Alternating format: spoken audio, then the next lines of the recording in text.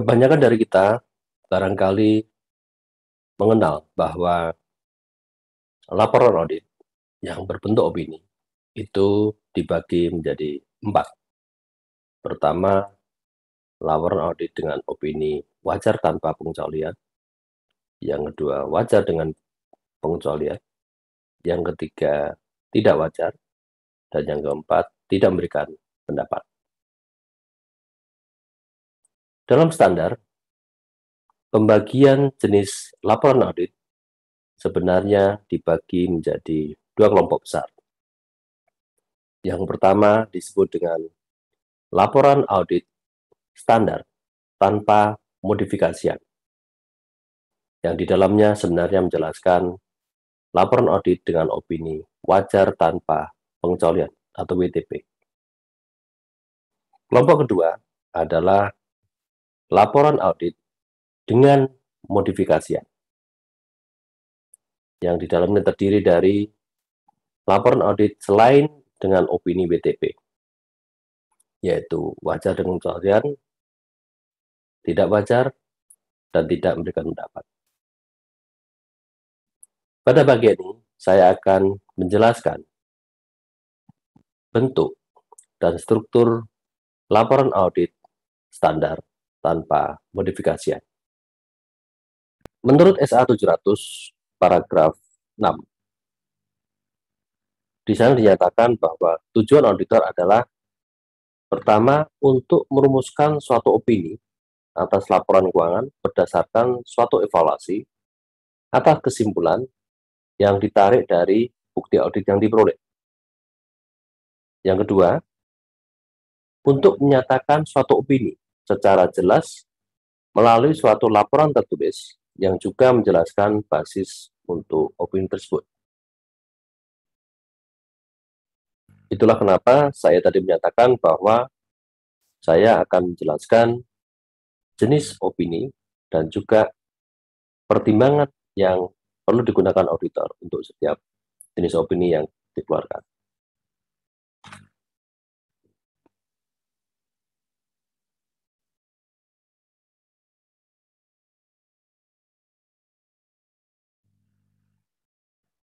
Terkait dengan perumusan opini, SA 700 paragraf 11-15 menyatakan bahwa untuk merumuskan opini, auditor harus menyimpulkan apakah auditor telah memperoleh keyakinan yang memadai tentang apakah laporan keuangan secara keseluruhan bebas dari kesalahan penyajian material, baik yang disebabkan oleh kecurangan maupun kesalahan. Kemudian, kesimpulan tersebut harus memperhitungkan 3 hal. Pertama, kesimpulan auditor apakah bukti audit yang cukup dan tepat telah diperoleh.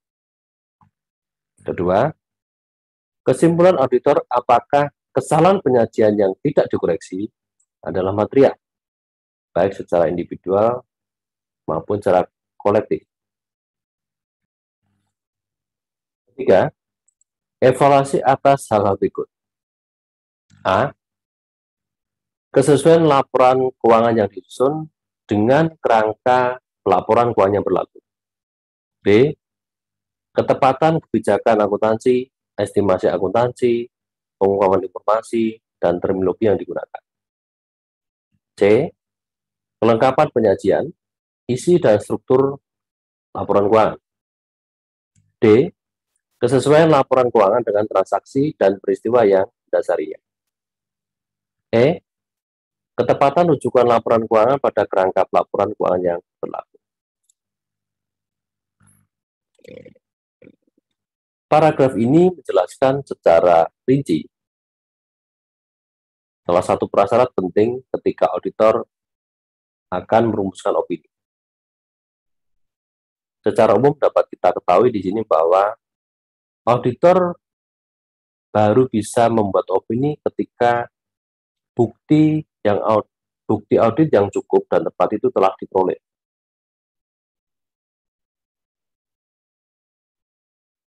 Dan yang kedua, terhadap salah saji yang tidak dapat dikoreksi, ditemukan tetapi tidak dapat dikoreksi, itu dapat disimpulkan material atau tidak, ya, baik secara individual maupun kolektif. Dan juga ada sejumlah prasyarat mengenai evaluasi yang telah saya sebutkan dari A sampai E. Nah, di sini soal materialitas itu berkaitan langsung dengan salah saji yang disebabkan oleh dua hal, yaitu kecurangan dan kesalahan. Ini secara langsung juga menjelaskan bahwa salah saji itu sebabnya ada dua, yaitu fraud dan error, kecurangan atau kesalahan. Ini soal prasyarat untuk dapat membuat simpulan tentang opini.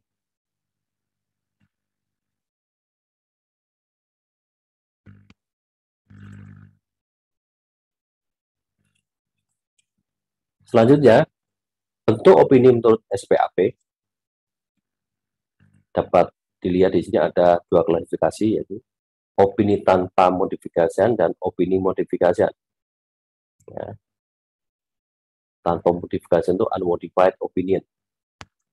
Jadi opini tanpa modifikasi ini dinyatakan oleh auditor ketika menyimpulkan bahwa laporan keuangan yang disusun dalam semua hal material telah sesuai dengan kerangka pelaporan yang berlaku.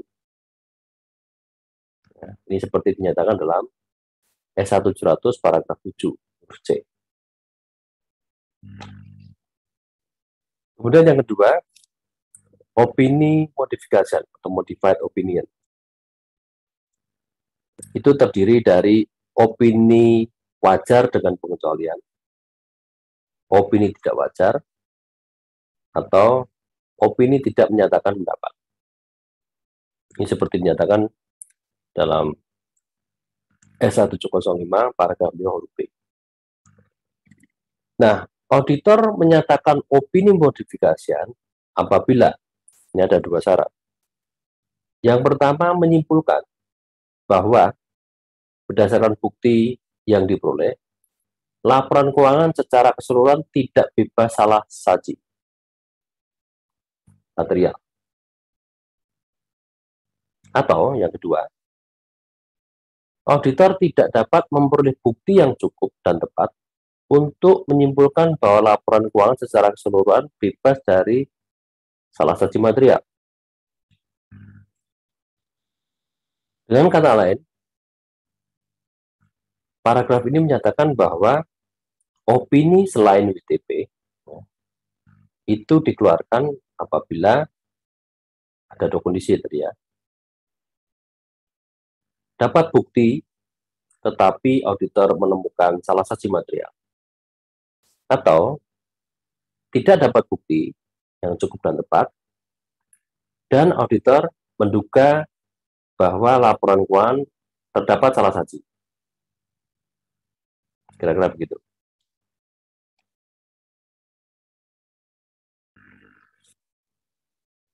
Sekarang coba kita lihat kondisi untuk unmodified opinion. Ini yang saya jelaskan, ini menurut Ernst. Ernst itu memberikan 4 hal, ya, 4 kondisi ya, yang harus dipenuhi ketika auditor ingin menyatakan opini tanpa modifikasi. Yang pertama, semua laporan dari neraca sampai dengan laporan arus kas itu dimasukkan dalam laporan keuangan. Dengan kata lain, elemen laporan keuangannya lengkap, komponen laporan keuangannya lengkap, tidak ada yang tertinggal satupun. Semua telah dipenuhi, telah dibuat. Yang kedua, bukti yang cukup dan tepat telah dikumpulkan, dan auditor telah melaksanakan perikatan dengan cara yang memungkinkannya menyimpulkan bahwa audit telah dilaksanakan sesuai dengan standar auditing. Syarat kedua ini secara langsung menyatakan bahwa auditor boleh menyatakan opini tanpa modifikasi kalau buktinya lengkap, buktinya cukup. Yang ketiga, laporan keuangan disajikan secara wajar dalam semua hal yang material, sesuai dengan prinsip akuntansi yang berlaku umum atau kerangka akuntansi lain yang sesuai. Ini juga berarti bahwa pengungkapan yang memadai telah dimasukkan dalam catatan kaki dan bagian lain dari laporan keuangan. Maksudnya adalah bahwa auditor tidak menemukan salah satu material di dalam laporan keuangan yang disajikan. Yang terakhir, yang keempat, opini tanpa modifikasi itu bisa dinyatakan apabila tidak ada keadaan yang mengharuskan penambahan paragraf penekanan atau modifikasi kata-kata atau opini di dalam laporan keuangan. Jadi di sini menjelaskan bahwa memang ada kondisi tertentu, ya, meskipun WTP, tetapi ada beberapa hal yang perlu dijelaskan. Sebenarnya tidak mempengaruhi opini, tetapi ini pengguna perlu tahu. Nanti akan kita jelaskan hal apa saja yang termasuk di ini. Nah, itu 4 hal yang menurut Ernst menjadi syarat agar auditor dapat menyatakan opini tanpa modifikasi.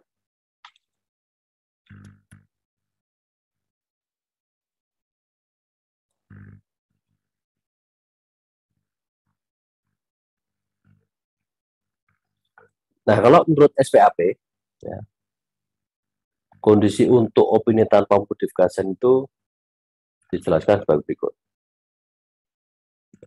Yaitu, pertama, auditor menyimpulkan telah memperoleh keyakinan memadai bahwa laporan keuangan secara material secara keseluruhan bebas dari kesalahan kesalahan penyajian material, baik yang disebabkan oleh kecurangan maupun kesalahan.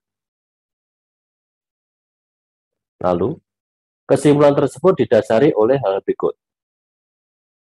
Nah, pertama, bukti audit yang cukup dan tepat telah diperoleh. Yang kedua, kesalahan penyajian yang tidak koreksi adalah tidak material, baik secara individual maupun kolektif. Yang ketiga, evaluasi bahwa laporan keuangan disusun sesuai dengan kerangka pelaporan yang berlaku.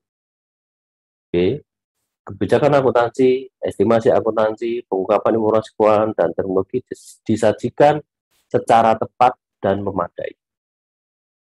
Yang C, isi dan struktur laporan keuangan disajikan secara memadai.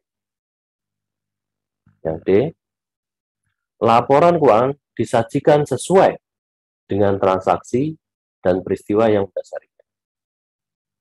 Yang E, rujukan laporan keuangan pada kerangka pelaporan keuangan yang berlaku disajikan secara tepat. Itu beberapa syarat menurut SOP yang harus dipenuhi agar auditor dapat mengeluarkan opini tanpa modifikasi. Kalau kita lihat dengan syarat yang Ernst nyatakan, sebenarnya tidak jauh berbeda, hanya soal formulasinya saja. Ya. Intinya sama sebenarnya.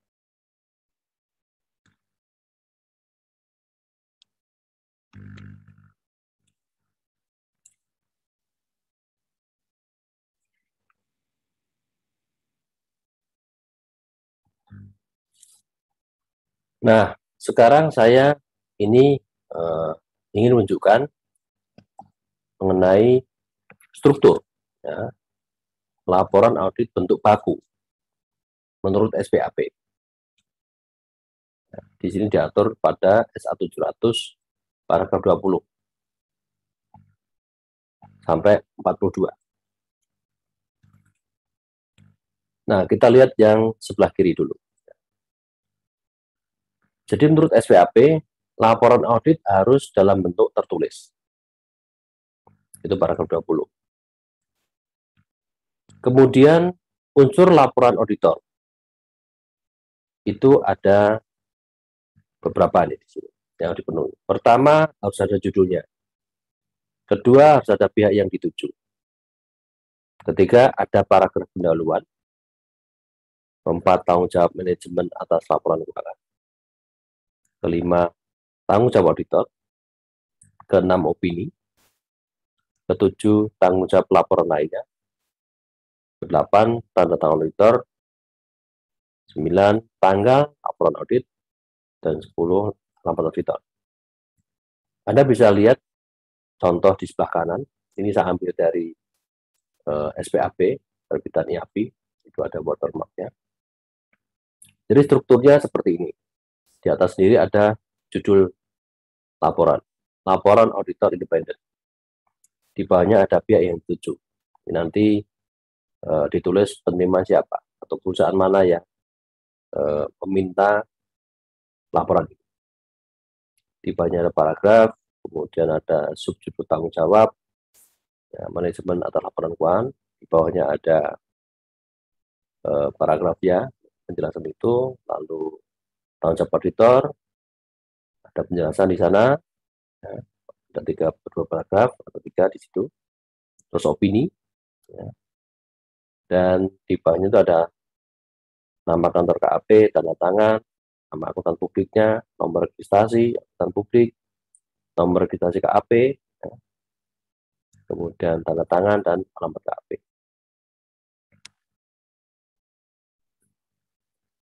Kita akan coba membahas ini satu persatu.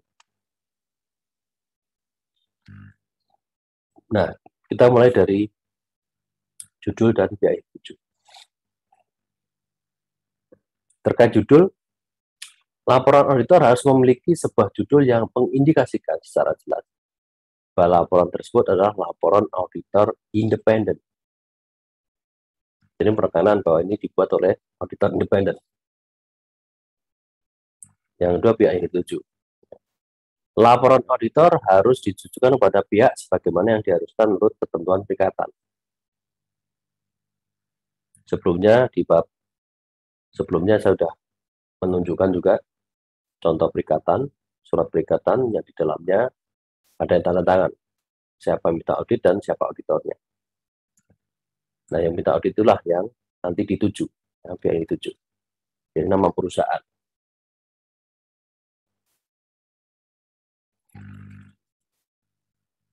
Nah, terkait paragraf pendahuluan sekarang. Paragraf pendahuluan dalam laporan audit harus pertama mengidentifikasi entitas laporan keuangan yang diaudit. Kemudian menyatakan bahwa laporan keuangan telah diaudit. Yang ketiga, mengidentifikasi judul setiap laporan yang menjadi bagian dari laporan keuangan. Keempat, merujuk pada ikhtisar kebijakan akuntansi signifikan dan informasi penjelasan lainnya. Dan yang terakhir, menyebutkan tanggal atau periode yang dicakup oleh setiap laporan keuangan yang menjadi bagian laporan keuangan.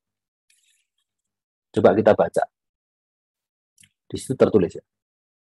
Kami telah mengaudit laporan keuangan PT ABC terlampir yang terdiri dari laporan posisi keuangan tanggal 31 Desember 2014 serta laporan laba rugi komprehensif, laporan perubahan ekuitas, dan laporan arus kas untuk tahun yang berakhir pada tanggal tersebut. Dan suatu ikhtisar kebijakan akuntansi signifikan dan informasi penjelasan lainnya. Jadi isi paragraf sudah diatur di situ, ya. Dan di sini jelaskan harus mencakup 5 hal berikut. Ini paragraf pendahuluan. Lalu terkait dengan tanggung jawab manajemen atas laporan keuangan. SPAP menyatakan bagian ini harus mencakup 3 hal. Yang pertama, laporan auditor harus mencakup suatu bagian dengan judul tanggung jawab manajemen atas laporan keuangan. Ini ada judulnya.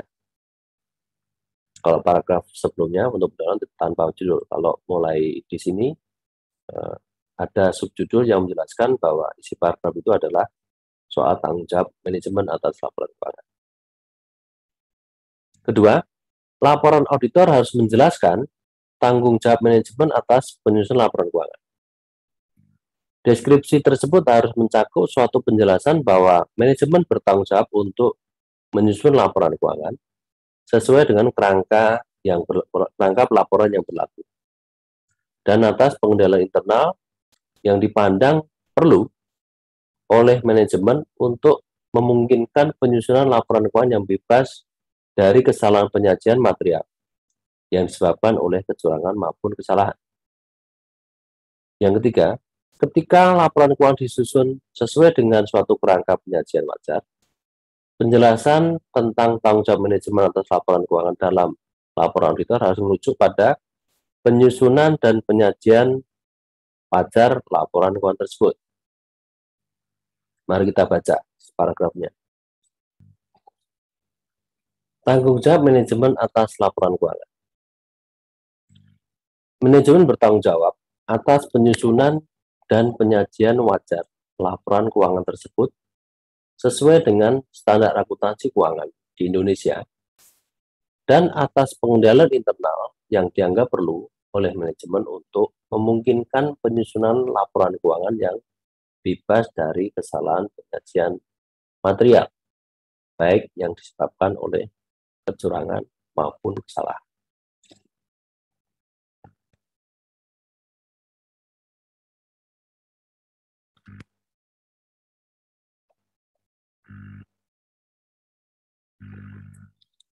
Selanjutnya terkait dengan tanggung jawab auditor.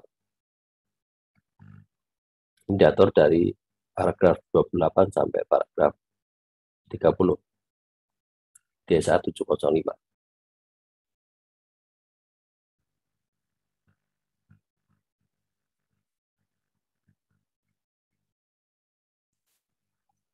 Tanggung jawab auditor harus mencakup suatu bagian dengan judul tanggung jawab auditor.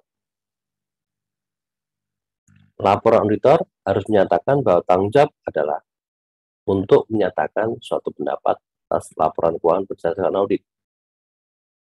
Yang ketiga, laporan auditor harus menyatakan bahwa audit dilaksanakan berdasarkan standar audit yang ditetapkan oleh Institut Akuntan Publik Indonesia, dalam kurung IAPI. Laporan auditor juga mengharuskan menjelaskan bahwa standar tersebut mengharuskan auditor untuk mematuhi ketentuan etika dan bahwa auditor mencanangkan dan melaksanakan audit untuk memperoleh keyakinan memadai tentang apakah laporan keuangan bebas dari kesalahan penyajian material. Mari kita baca paragrafnya. Tanggung jawab auditor. Tanggung jawab kami adalah untuk menyatakan suatu opini atas laporan keuangan tersebut berdasarkan audit kami. Kami menyatakan audit kami berdasarkan standar audit yang ditetapkan oleh Institut Akuntan Publik Indonesia. Standar tersebut mengharuskan kami untuk mematuhi ketentuan etika serta merencanakan dan melaksanakan audit untuk memperoleh keyakinan memadai tentang apakah laporan keuangan tersebut bebas dari kesalahan penyajian material.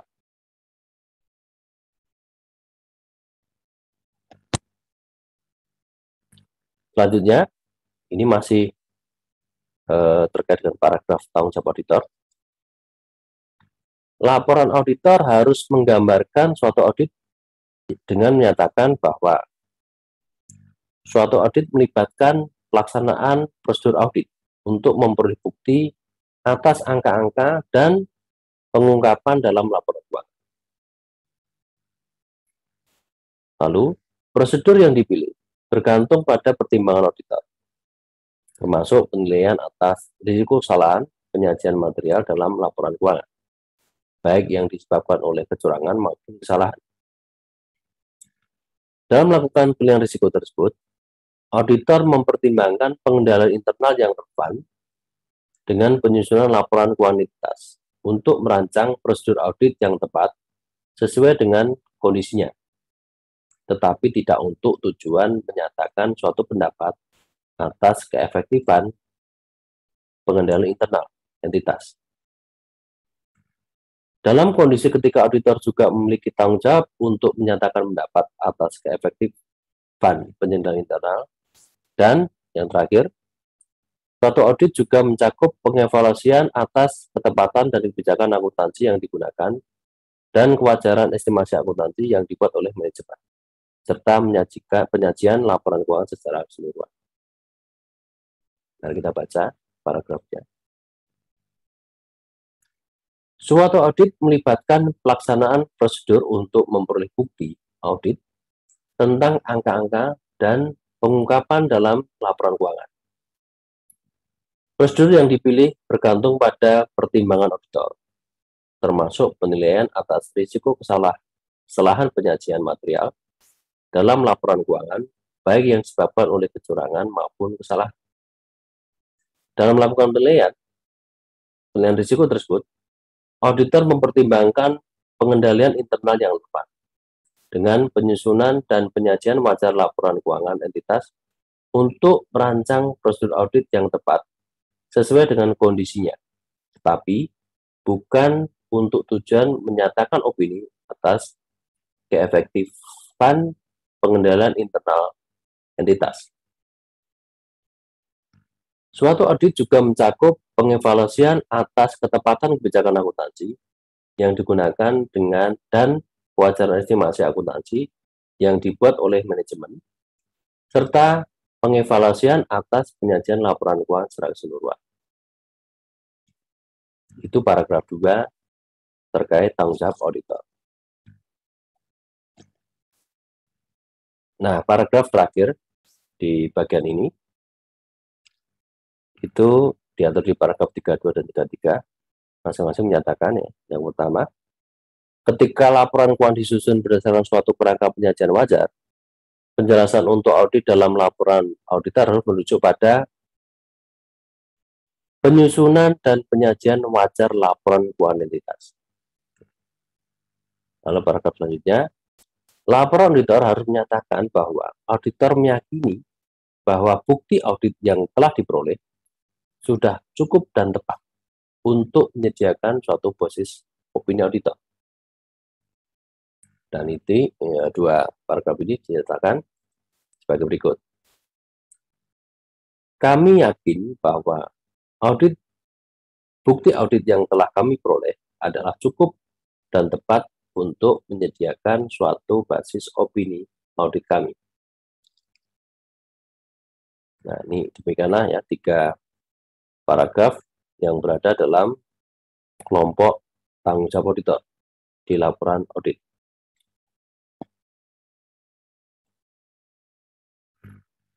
Nah, pada paragraf opini ini diatur di S170 paragraf 34 sampai 37. Laporan auditor harus mencakup suatu bagian dengan judul opini. Anda lihat di sebelah kanan di laporan ada judul opini. Kemudian ketika menyatakan suatu opini tanpa modifikasi atas laporan keuangan yang disusun berdasarkan suatu kerangka penyajian wajar, laporan auditor harus, dalam kurung ini kecuali jika diharuskan lain oleh peraturan undang-undangannya, menggunakan frasa di bawah ini. Laporan keuangan menyajikan secara wajar dalam semua hal yang material sesuai dengan standar akuntansi keuangan di Indonesia. Selanjutnya, terkait opini juga diatur bahwa ketika menyatakan suatu opini tanpa modifikasi atas laporan keuangan yang disusun berdasarkan suatu kerangka kepatuhan, opini auditor harus menyatakan bahwa laporan keuangan disusun dalam semua hal material sesuai dengan standar akuntansi yang berlaku di Indonesia. Terakhir, jika rujukan pada kerangka pelaporan keuangan yang berlaku dalam opini auditor bukan standar akuntansi keuangan di Indonesia atau standar akuntansi pemerintahan, maka opini auditor harus mengidentifikasi yurisdiksi asal kerangka tersebut. Nah, kita lihat di paragrafnya. Menurut opini kami, laporan keuangan terlampir menyajikan secara wajar dalam semua hal yang material. Posisi keuangan PT ABC tanggal, ini contohnya 31 Desember 2014 serta kinerja keuangan dan arus kasnya untuk tahun yang berakhir pada tanggal tersebut, sesuai dengan standar akuntansi keuangan di Indonesia. Ini kebetulan di sini yang menjadi acuan atau rujukan untuk menilai penyajian laporan keuangan adalah standar akuntansi keuangan yang berlaku di Indonesia.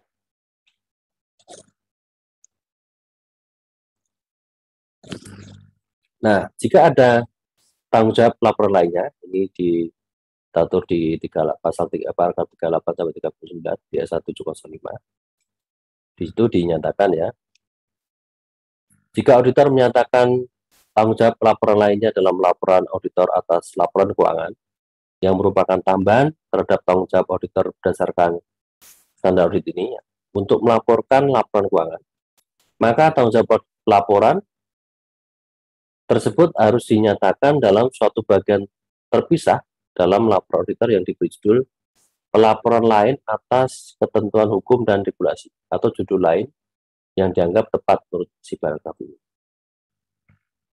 Jika laporan auditor mengandung suatu bagian terpisah atas tanggung jawab laporan lainnya, maka judul pernyataan dan penjelasan yang dirujuk pada dalam paragraf 23 sampai 37 harus diberi subjudul pelaporan atas laporan keuangan.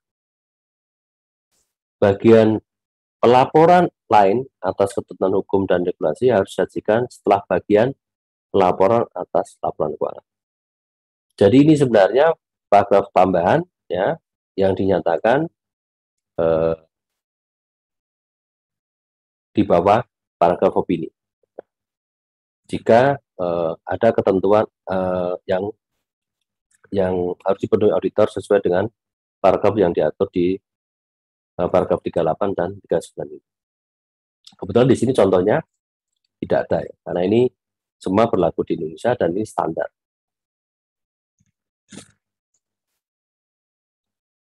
Nah, yang terakhir, ini ada tanda tangan, tanggal laporan audit, dan tanggal auditor. Jadi laporan auditor harus ditandatangani.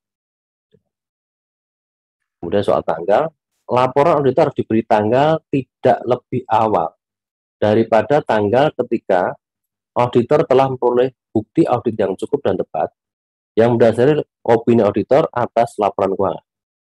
Nah, termasuk bila relevan atas informasi tambahan sebagaimana diuraikan dalam paragraf termasuk bukti bahwa seluruh laporan membentuk laporan keuangan termasuk catatan atas laporan keuangan terkait telah disusun dan pihak-pihak dengan wewenang yang diakui telah menyatakan bahwa mereka telah mengambil tanggung jawab atas laporan keuangan tersebut. Dan yang terakhir ini harus ada juga alamat auditor. Laporan auditor harus menunjukkan lokasi dalam jurisdiksi tempat auditor berpraktik. Nah, ini dicantumkan di bagian akhir, mulai dari nama kantor akuntan, tanda tangan, nama akuntannya, nomor registrasi akuntan publik, nomor registrasi KAP. Ini jika tidak tercantum dalam box surat KAP, ya. Kemudian tanggal laporan dan alamat KAP. Demikian, ini bentuk untuk laporan audit standar tanpa modifikasi.